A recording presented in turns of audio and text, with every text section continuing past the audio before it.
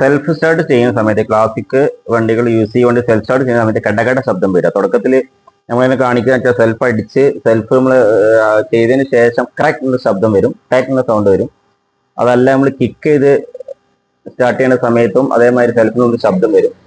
അത് സെൽഫ് സ്റ്റാർട്ടിന്റെ bearing loose ആവുന്നതിന്റെ സ്പ്രിങ് ലൂസ് ആയിട്ടുള്ള ഒരു ലക്ഷണമാണ് അത് കാണിക്കുന്നത്. അപ്പൊ ശബ്ദം കൂടുതലായിട്ട് വരുന്നതിന് മുന്നേ നിങ്ങൾ ആ ശബ്ദം കൂടുതലായിട്ട് വരുന്നുണ്ട്, ക്രാക്കില്ല ശബ്ദം കൂടുതലായിട്ട് വരുന്ന ഉടൻ തന്നെ അയച്ചതിന്റെ ബെയറിംഗ് റീപ്ലേസ് ചെയ്ത് കൊടുക്കുക.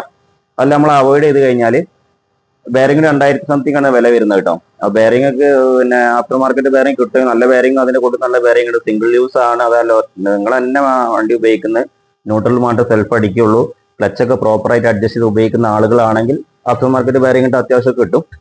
അല്ല ഒറിജിനൽ ബെയറിംഗ് ഇട്ട് അത്ര തന്നെ നമുക്ക് ലാസ്റ്റ് കിട്ടും, ലാസ്റ്റിങ് ചെയ്യും. അപ്പോൾ ഈ ബെയറിംഗ് നമ്മൾ അത് അവോയ്ഡ് ചെയ്ത് കഴിഞ്ഞാൽ അതിന്റെ ആ ഒരു സ്ട്രാഗിന്റെ ആ ഒരു വീലിനും കൂടെ ആ ഒരു സ്ക്രാച്ച് കൊടുക്കും. ഈ ഓരോ അടിയും അതിന്റെ ആ ഒരു വീലിന് സ്ക്രാച്ച് കൊടുക്കുകയാണ്. നാളെ അതിനെ കുറിച്ച് ഡീറ്റെയിൽ ഒരു വീഡിയോ ചെയ്യുന്നുണ്ട്, അത് പോയി കാണാം.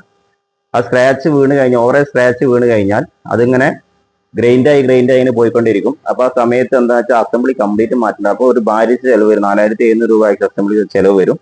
അതല്ലെങ്കിൽ തുടക്കത്തിൽ അത് അയച്ചിട്ട് നമുക്ക് ബെയറിംഗ് മാറ്റാം, അത്ര തന്നെ ലാസ്റ്റിംഗ് വീണ്ടും കിട്ടും. അതെല്ലാവരും ശ്രദ്ധിക്കുക. Okay, thanks for watching.